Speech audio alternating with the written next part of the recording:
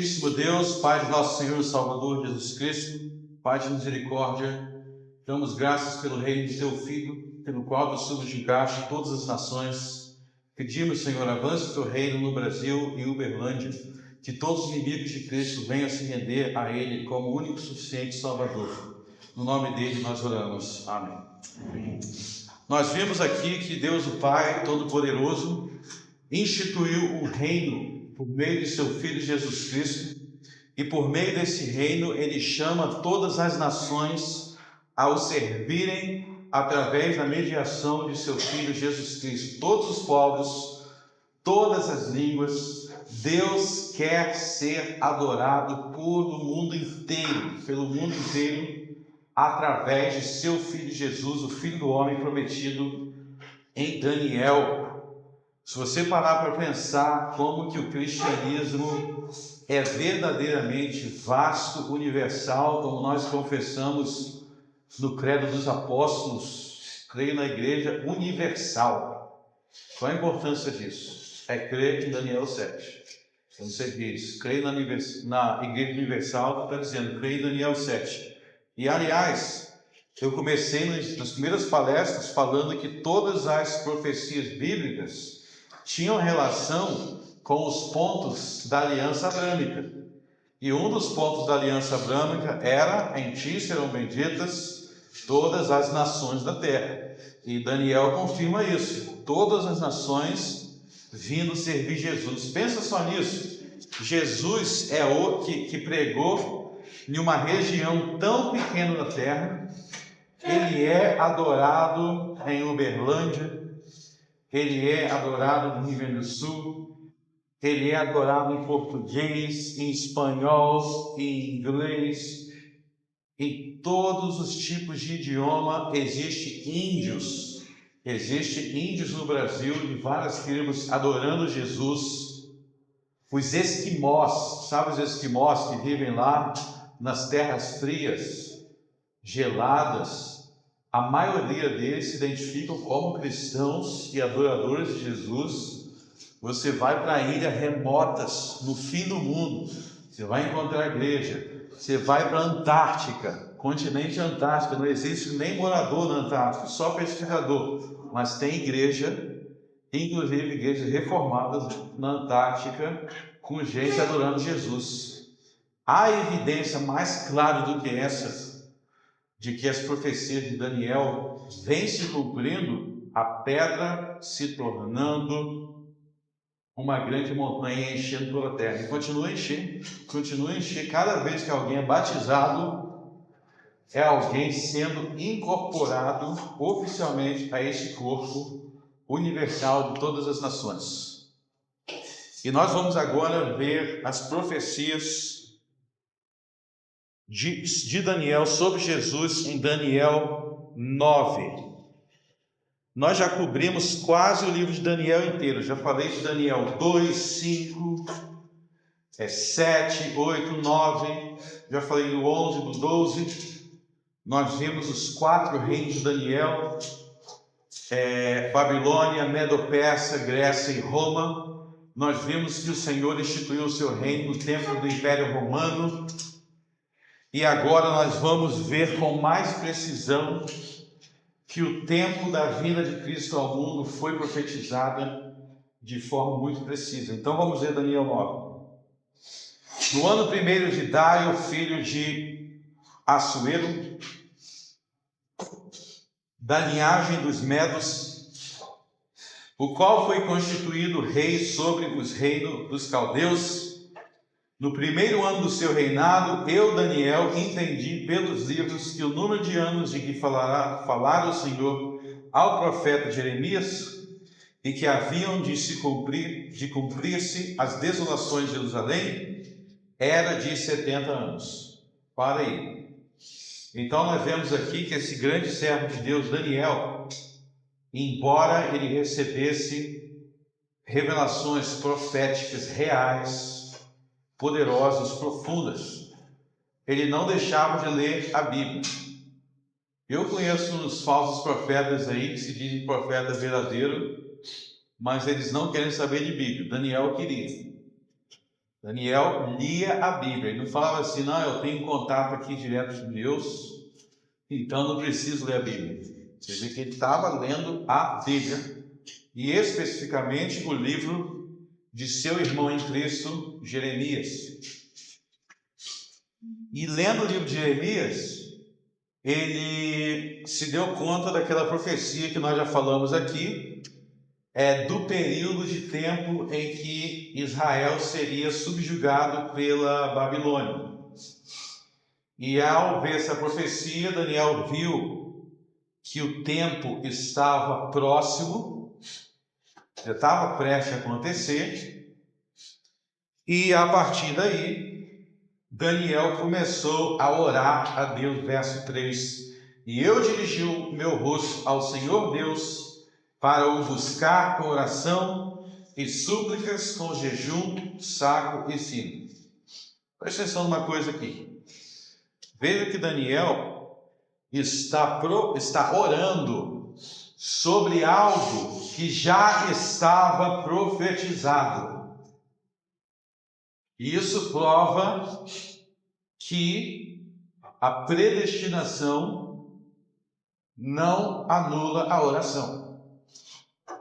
Porque se anulasse, por que ele está orando? Ou a gente vai dizer que aquela data não estava fixa. Estava fixa, ele já até sabia, ele estava até no livro de Daniel, mas ele está aqui orando. Por quê?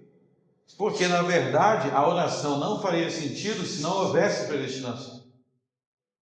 Porque a pergunta que eu faço é, por que você vai orar a Deus se ele não pode fazer nada a respeito?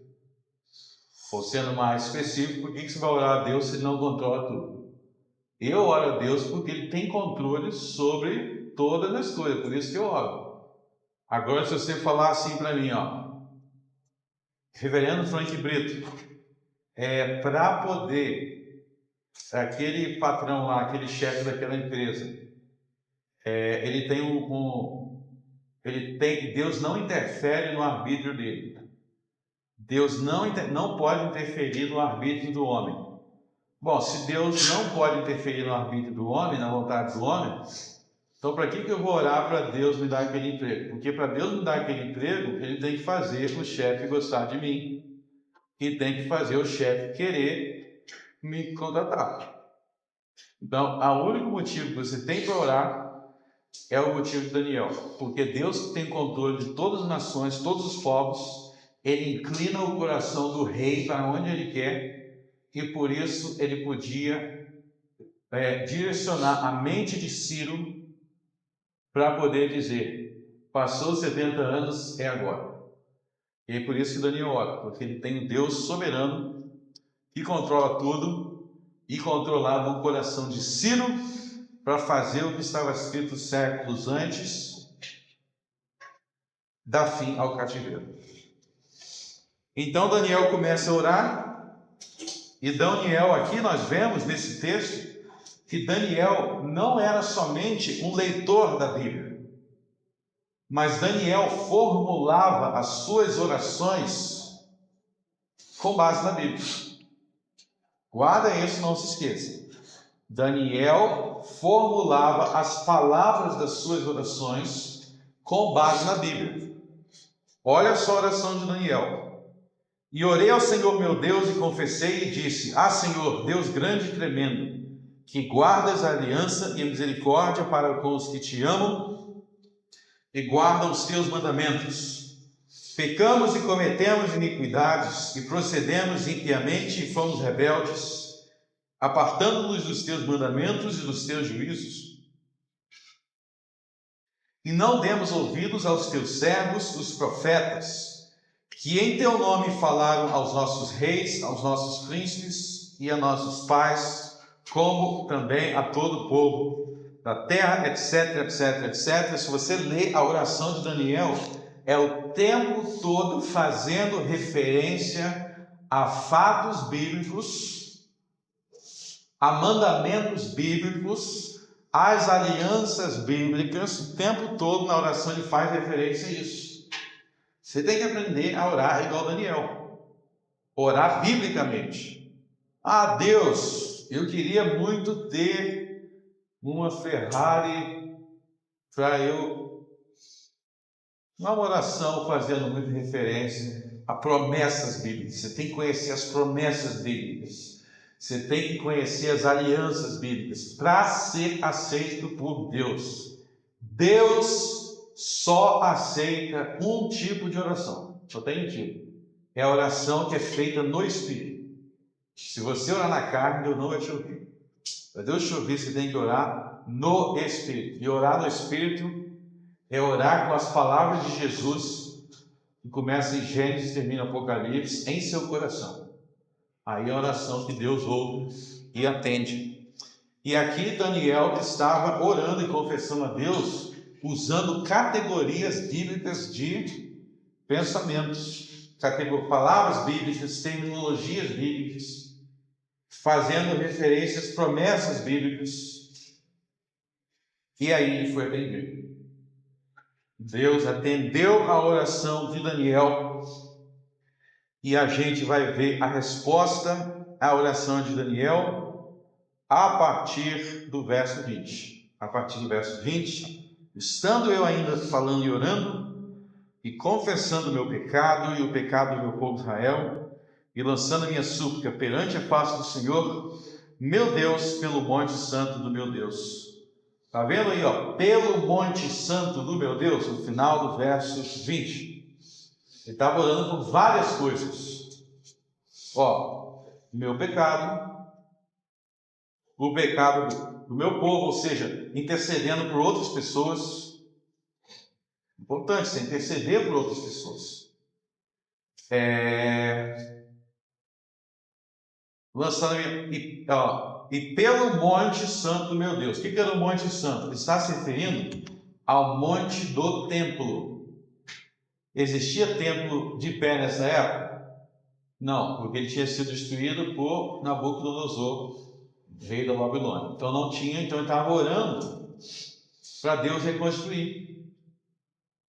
Então nós temos que orar pela reconstrução do templo de Jerusalém? Não, porque isso nunca vai acontecer.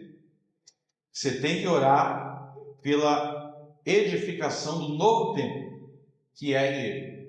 Então agora temos um templo espiritual e você tem que interceder por esse templo espiritual que é a igreja. Ore pela igreja, que é orar pelo santo monte do Senhor.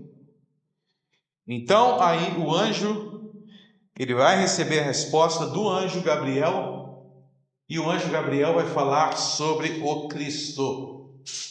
É interessante que o mesmo anjo que anunciou a vinda de Cristo a Daniel foi o anjo que falou com a Virgem Maria quando Cristo veio.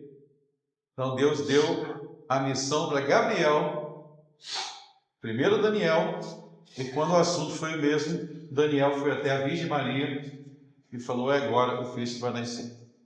Mas antes de falar da resposta da oração de Daniel, eu quero fazer um comentário sobre a profecia de Jeremias. Abra em 2 Crônicas, capítulo 36, verso 30.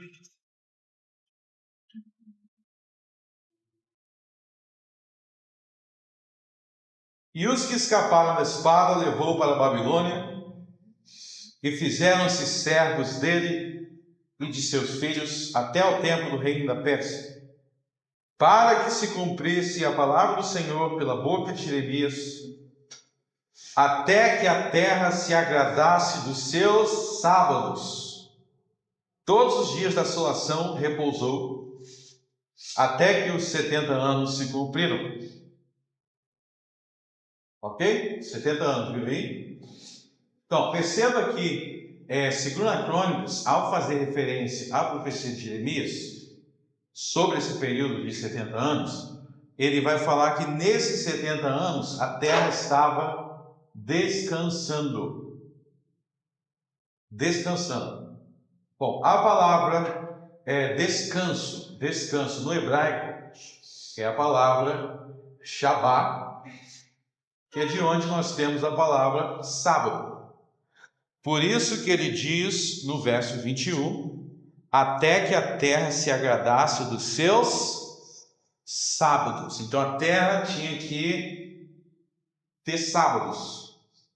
E esses sábados da terra eram o período de 70 anos. Eu pensei, pastor, que sábado era o nome de um dia específico da semana. Na Bíblia, sábado não é o nome de um dia específico da semana. Na Bíblia, um sábado era qualquer dia que era santificado, era qualquer período de tempo de descanso, santificado por Deus para descansar. Era chamado de sábado, como vocês podem ver em Levítico 23. E esses sábados da terra aqui não era um dia, mas eram sábados de anos. Vocês podem constatar isso em Levítico capítulo 23. Levítico capítulo 25. Levítico 25, verso 1. Falou mais o Senhor a Moisés no monte Sinai, dizendo: fala aos filhos de Israel e diz-lhes: quando tiveres entrado na terra que eu vos dou, então a terra descansará no... Qual nome? O que a terra descansará? No sábado. Estão vendo aí a palavra sábado? Ao Senhor. Então quer dizer que ele está dizendo que a terra vai descansar um dia por semana? Não é isso que esse texto está falando. Veja o verso 3. 6 anos semearás a tua terra, e 6 anos podarás a tua vinha, e colherás os seus frutos. Porém, ao sétimo dia? Não. 7º ano haverá sábado de descanso para a terra.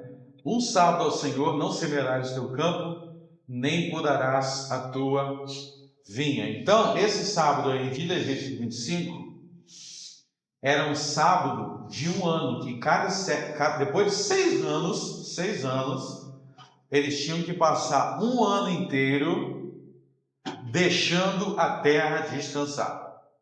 Isso era uma lei da aliança mosaica. Cada 6 anos, um ano de descanso da terra. E esse ano era um sábado, porque a palavra sábado significa descanso. Só que tem um probleminha. Você sabe que esse povo era muito rebelde e eles não gostavam muito de ter que ficar esse negócio de dar descanso da terra. Não seguiam isso. Então, esses 70 anos lá de Jeremias, volte lá em 2 Crônicas 36, verso 21, até que a terra se agradasse dos seus sábados, seria 70 sábados. Aparentemente, esse era o período de tempo que eles tinham passado sem dar descanso à terra. Eles tinham passado 6 anos, aí tinha um ano sabático, não dava descanso. Mais 6 anos, o ano sabático, não dava descanso. E acumulou 70 anos sabáticos sem dar descanso. Então Deus está falando, como vocês passaram 70 anos sem dar descanso para a terra, agora eu vou expulsar vocês e vocês vão ser forçados, a terra vai ter que ser descansada. Vão ficar... É como se Deus estivesse exigindo pagamento. Vocês fizeram isso aqui por esse tempo, agora vão ficar expulsos 70 anos. E eles ficam expulsos 70 anos. Mas o que eu quero mostrar aqui é que quando ele fala sábado, não é o sábado do dia. Ele está se referindo ao ano inteiro. Ou seja, é como se existisse uma semana de anos. Uma semana de anos. E eu tinha o sábado. Quem aqui sabe quantos anos Jacó... Vocês lembram que Jacó, ele era um enrolão. E depois Deus fez com que ele caísse na mão de alguém mais enrolador do que ele. Aí ele acabou tendo que passar um tempão trabalhando aí. Vocês lembram quanto tempo ele teve que trabalhar? 7 anos e depois 14 anos. Caramba, 14 anos, né? Mas eu estou na dúvida aqui, gente. Gênesis capítulo 29. Gênesis capítulo 29. Versos 25 ao 27.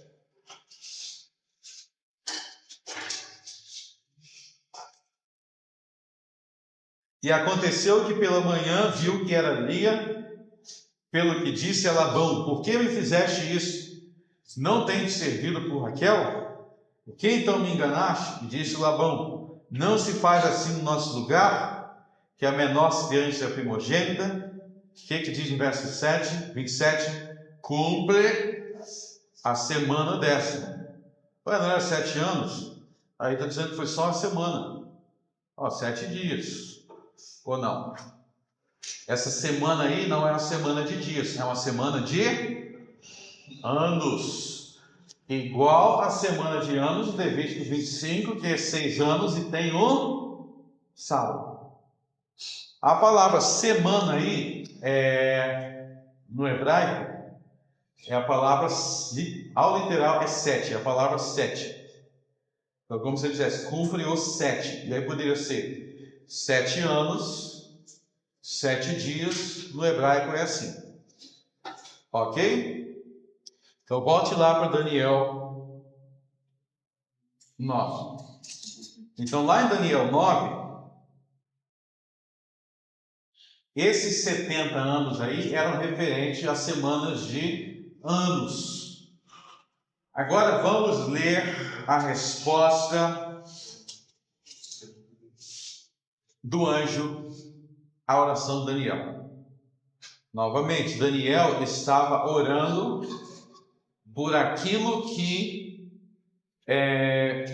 o profeta Jeremias tinha dito, e agora o anjo vai trazer mais esclarecimentos sobre o que Daniel deveria esperar para o futuro. E aí ele responde assim, verso 24: 70 semanas estão determinadas sobre o teu povo e sobre a tua santa cidade, para cessar a transgressão, para dar fim aos pecados, para expiar a iniquidade e trazer a justiça eterna, e selar a visão e a profecia, e para ungir o Santíssimo. Para aí. Então aqui o anjo ele dá ao profeta um período total de 70 semanas. 70 semanas. Bom, a gente já viu no caso da profecia de Jeremias, que é citado no início do capítulo. A gente já viu o exemplo lá de Levítico 25, em Gênesis, que a palavra semanas pode indicar uma semana de dias ou pode indicar uma semana de anos. Então, o mero fato de dizer semana, ou no hebraico, é dito assim, literalmente no hebraico, 70 setes. 70 setes, mas 7 de quê? 70 setes estão determinadas sobre o teu povo e sobre a tua santidade, a tua santa cidade, para, nesse período de 70 semanas, vai acontecer, aí ele dá uma lista de coisas. Isso. Não é isso? A partir do verso 25, ele vai dar maiores detalhes sobre esse período de 70 semanas. Verso 25. Sabe e entende, desde a saída da ordem para restaurar e para edificar a Jerusalém, até ao Messias, o príncipe, haverá 7 semanas e 62 semanas. E as ruas e o muro se reedificarão, mas em tempos angustiosos.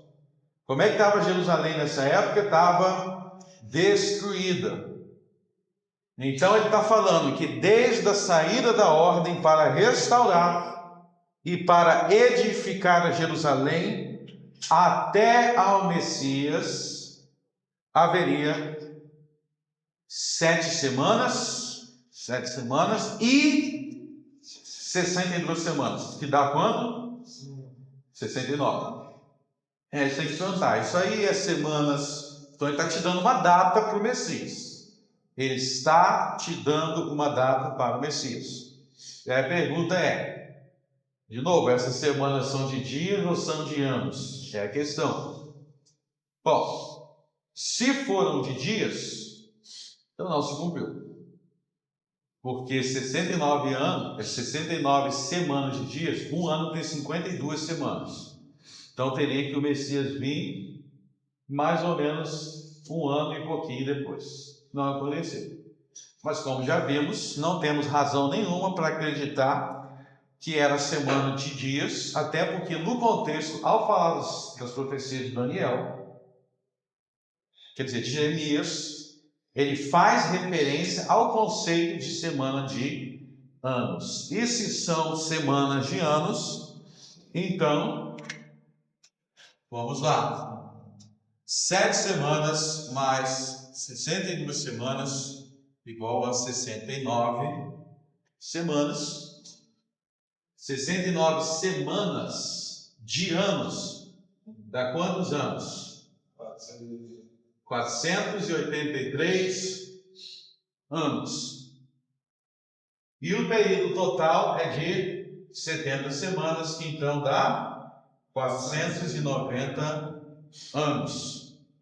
Ok? Então, segundo o anjo, haveria 483 anos desde a ordem para restaurar e edificar Jerusalém até ao Messias o Cristo. É isso. Pronto, você tem uma data agora. Você tem uma data. Ou seja, Jeremias tinha dito que vocês vão ficar 70 sábados. Não é isso? Lá que o Daniel lê, lá em Daniel 1, tinha lido Jeremias, vai ficar 70 sábados fora da terra. E agora o anjo está falando o que vai acontecer depois que eles voltassem para a terra. Vai ter esse período. Então a primeira coisa que a gente tem que se perguntar aqui é: quando é que saiu esta ordem? Quando é que saiu uma ordem específica para restaurar e edificar Jerusalém, onde, a partir dessa ordem, as ruas e o muro se reedificarão? A gente tem que identificar isso daí. A gente vai encontrar esta ordem no livro de Neemias. Abra no livro de Neemias. Neemias capítulo 1.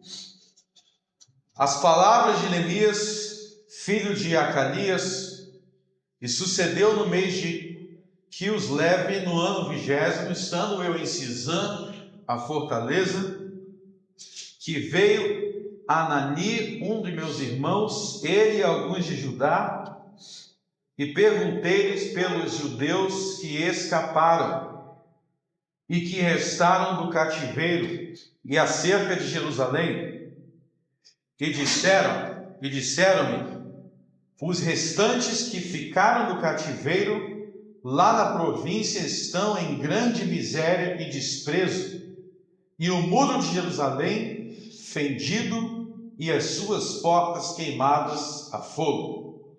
Então, o muro de Jerusalém estava construído aí? Estava destruído. E aí vocês vão ver que Neemias, ao receber essa notícia, ele fica muito triste. E diante dessa tristeza, olha só o capítulo 2. Sucedeu, pois, no mês de Nissan, no ano 20º do rei Artaxerxes, que estava posto vinho diante dele, e eu peguei o vinho dele e o dei ao rei, porém eu nunca estivera triste diante dele. E o rei lhe disse: por que está triste o teu rosto? Pois não estás doente? Não é isso senão tristeza de coração. Então temi de sobremaneira. E disse ao rei: viva o rei para sempre. Como não estaria triste o meu rosto, estando a cidade, o lugar do sepulcro de meus pais, assolada, e tendo sido consumida as suas portas a fogo? Então, por que você está triste, Neemias? Porque a cidade de Jerusalém está assolada, está tudo destruído, as portas estão consumidas. E aqui eu preciso voltar e recapitular algumas coisas que a gente já vai ver com mais detalhes. Vocês lembram que quem deu fim ao cativeiro babilônico foi o rei Ciro da Pérsia. Vocês lembram disso? E o rei Ciro da Pérsia, ele deu autorização para construírem o templo em Jerusalém. Ele deu essa autorização. Então, a autorização veio de Ciro. E veio aí a primeira safra de judeus, que era do reino de Judá. Eles voltaram para Israel, mediante esse decreto de Ciro, para reconstruir o templo. Eles voltaram. Você vai ler sobre isso lá em Esdras. Eles começaram a construção do templo, mas eles não puderam terminar porque eles sofreram muita oposição.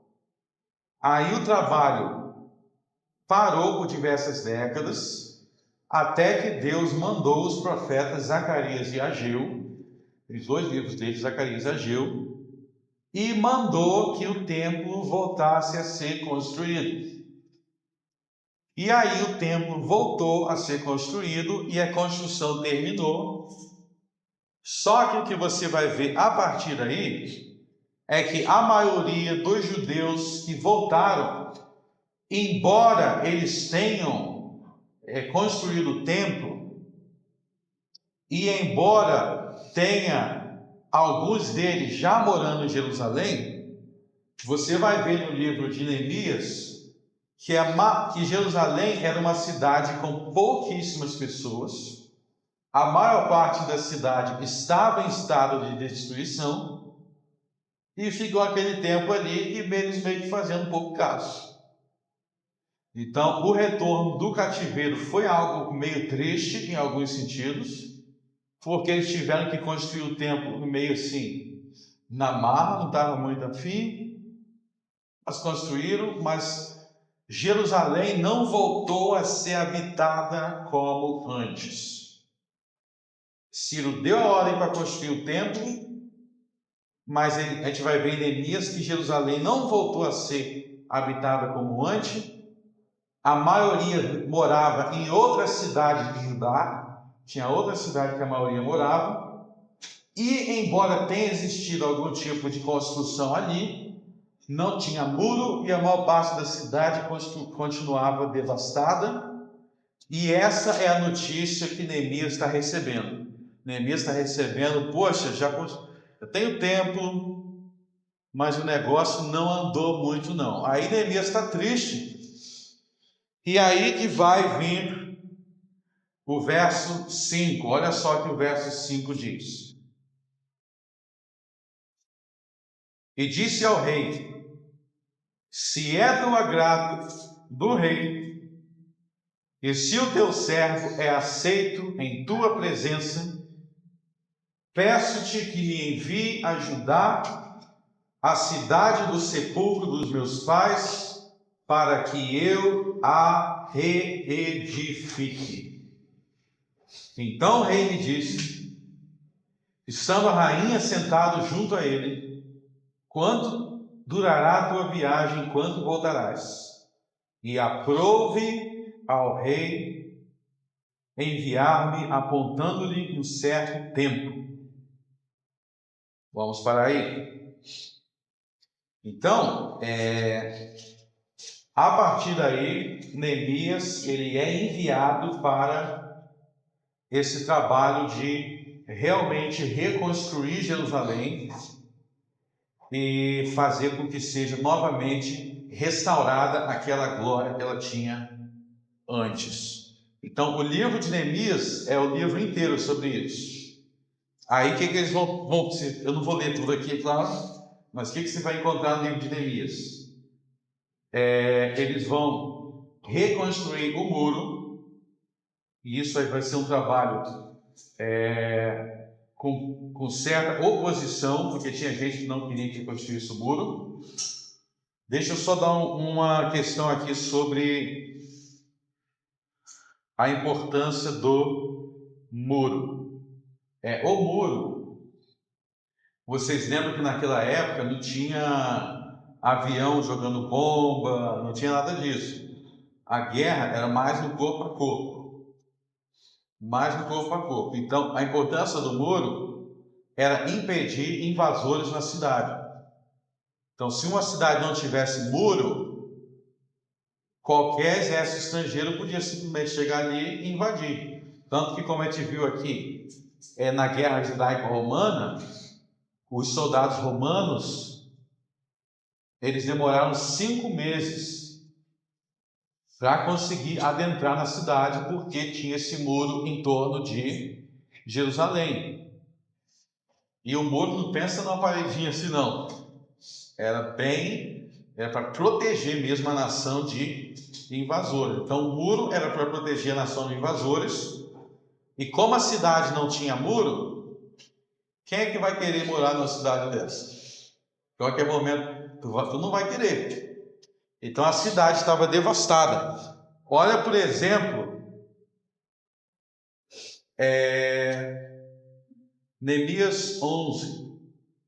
Olha só, depois que eles constroem o muro, Neemias 11, e os líderes do povo habitaram em Jerusalém,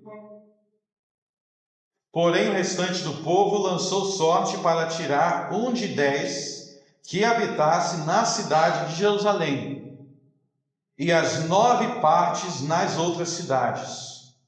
E o povo bendisse a todos os homens que voluntariamente se ofereciam para habitar em Jerusalém. E esses são os chefes da província que habitaram em Jerusalém. Porém, nas cidades de Judá habitou cada um na sua possessão, etc, etc. Você vai vir aí uma lista de nomes. Então, eles tiveram que até promover uma coisa ali para as pessoas virem morar em Jerusalém. Porque eles estavam até então, muita gente, pouca gente. Então, Neemias é isso. Você vai ter a parte em que a cidade, os muros são restaurados. Aí vai vir a parte que eles começam a tentar atrair gente para morar na cidade. Então, Neemias é esse processo de reconstrução. Aí o pessoal que vem e mora, aí eles vão começar a reconstruir casas e a cidade vai restaurar aquela glória que ela tinha antes, ok? Agora, tudo isso partiu do que a gente viu lá em Neemias 2. Volte para Neemias 2. Vocês viram que todo esse trabalho de Neemias começou com a autorização do rei Artaxerxes, não foi isso? Ele estava triste, ele expressou, então o rei Artaxerxes falou, vai lá. Presta atenção que no verso 1, o verso 1 te diz a data em que isso aconteceu. No mês de Nissan, no ano 20º do rei Artaxerxes. Deixa eu dar uma dica aqui para vocês. Sempre que a Bíblia te dá uma data, pode ter certeza que aquela data vai ser importante para alguma coisa.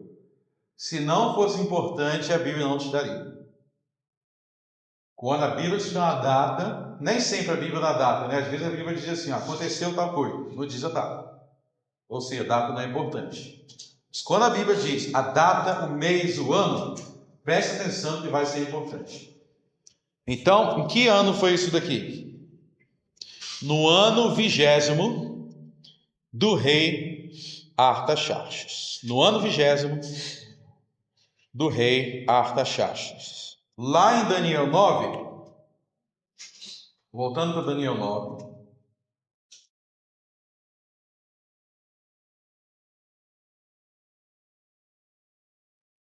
verso 25. Desde a saída da ordem para restaurar e edificar Jerusalém. Neemias disse que essa ordem saiu em que ano? Que ano? No ambiente.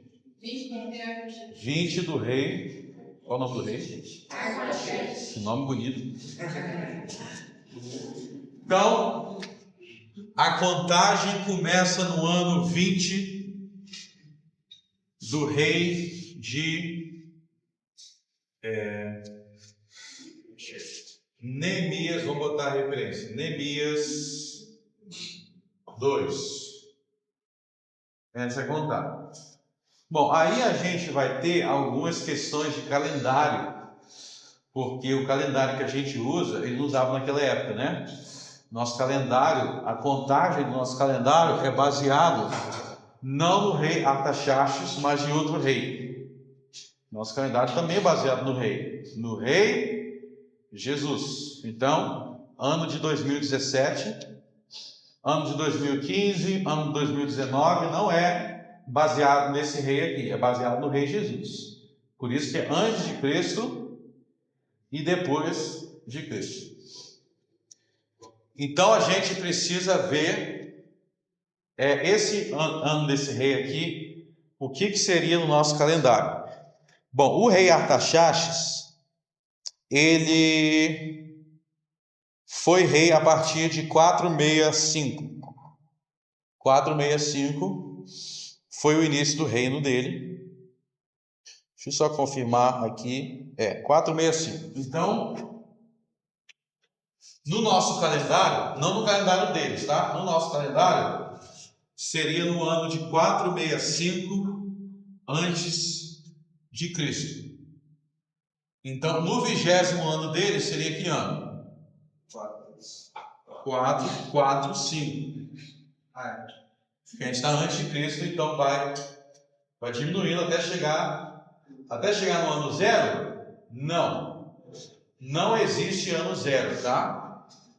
Deixa eu te falar aqui uma coisa aqui. Isso aqui é importante de calendário, ó.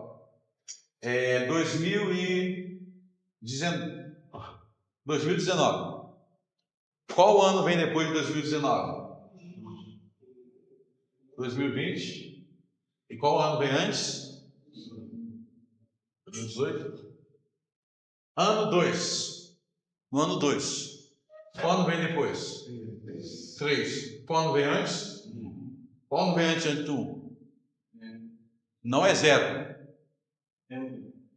É menos 1. Ou seja, 1 antes de Cristo. Então não existe ano 0 no nosso calendário, tá bom? Isso é calendário. Tem ano menos 1 e depois vem o ano 1. Ok? Neemias 2 aconteceu em que ano? 445. Aí tem um detalhe número 2. Abre Apocalipse 11. E foi-me dada uma cana semelhante a uma vara, e chegou o anjo e disse: levanta-te e mede o templo de Deus,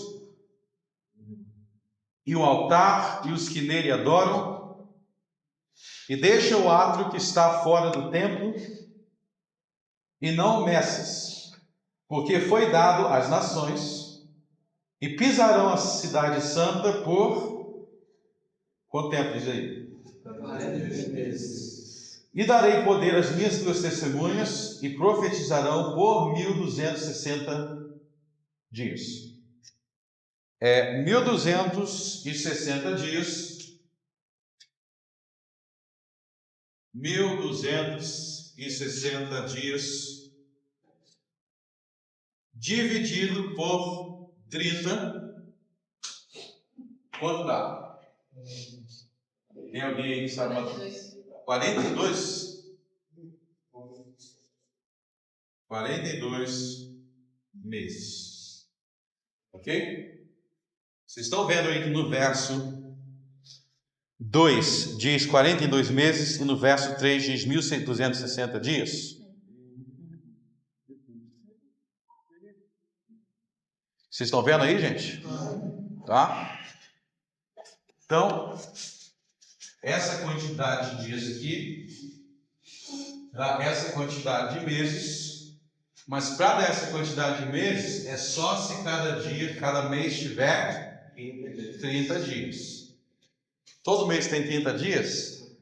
Nosso calendário não tem. Porém, você vai ver que na Bíblia, o que acontecia na Bíblia? Os judeus, a palavra mês, ela vem da palavra, no hebraico, é a palavra lua. Por isso que tinha chamada lua nova. Vocês sabem que tem o ciclo da lua, e a lua tem 4 ciclos principais.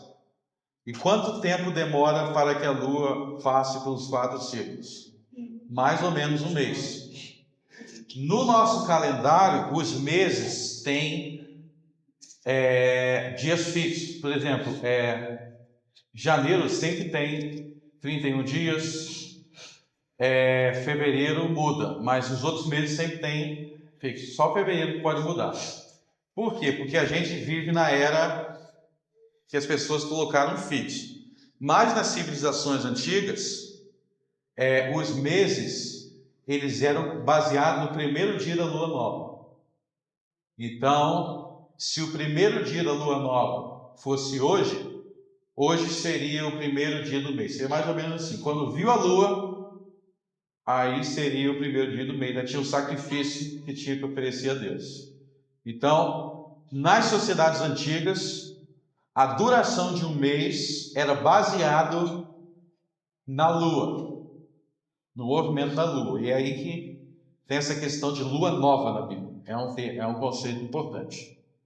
Mas aí, todas as vezes que você ouve falar nos textos proféticos, todos os textos proféticos e até não proféticos, quando eles vão dizer uma data, eles sempre colocam para 30.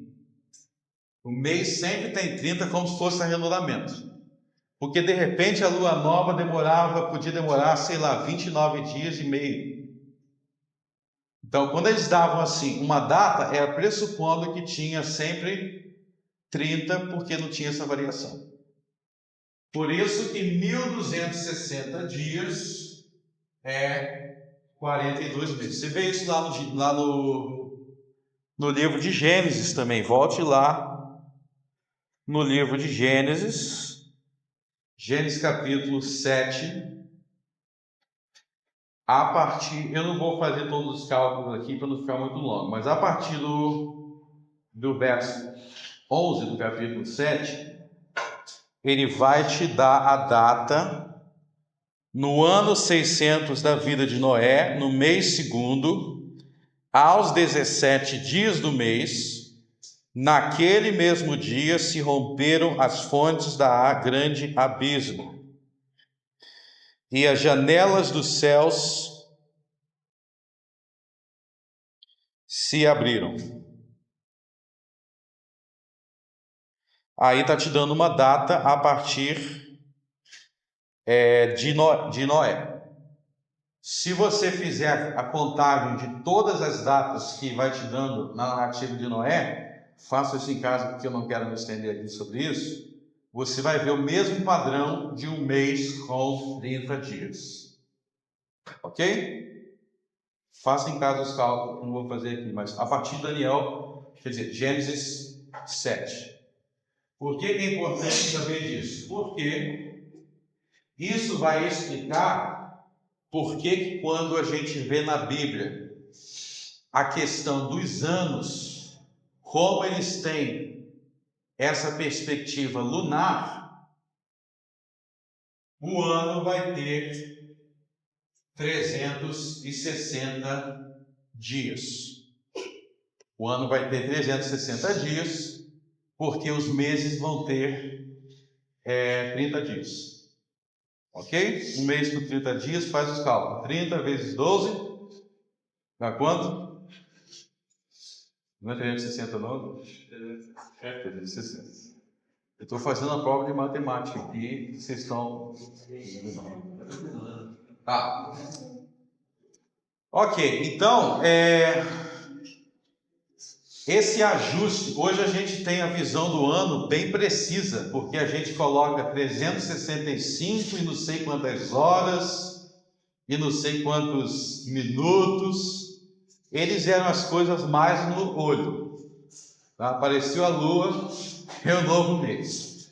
Mas aí, 360 dias, o ano judaico que a gente vai encontrar nessas referências era a duração de um ano. Então o ano tinha 360 dias. Aqui a gente viu um período de 483 anos. Não é isso? 483 anos? Só que esses 483 anos são dentro do ano com 360 dias. E é por isso que vai dar, por exemplo, se passou um ano, no nosso calendário, 365 dias. Esse um ano no calendário dos judeus que a gente está vendo aqui, estaria quantos dias atrasados? 5 dias. Depois de 2 anos, eles estariam quantos dias atrasados? 3 anos. Depois de um tempo vai começar a fazer a diferença grande, não vai? Mas vamos fazer o cálculo das duas formas, ok? Vamos fazer o cálculo das duas formas. Qual ano saiu a ordem lá do rei? 445, não é? Vamos somar o nosso calendário mesmo. Vamos ver como é que vai dar. 445 mais 483. Tá, a gente caiu no ano 38 depois de Jesus. Porém, não existe o ano zero.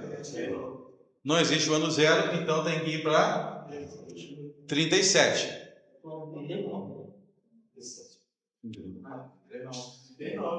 39? Gente, vocês estão me confundindo na minha cabeça. Tem que somar. Que pulou, mano. 39.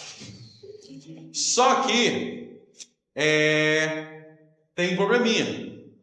Porque a gente está contando o nosso calendário e tem os dias extras. Só que esses dias extras, depois de 483 anos, já virou anos extras.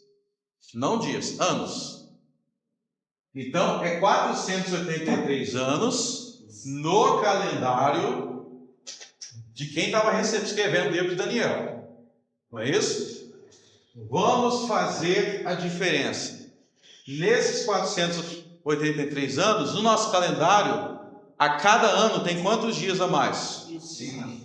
Então, alguém calcula para mim. 483 vezes 5. 2.415. 2.415 dias a mais. 2.400 e quanto? 15. Dias a mais. Quantos anos dá isso? 6 ou 7. 6,5. 39 menos 6,5 dá na época de Cristo. 33?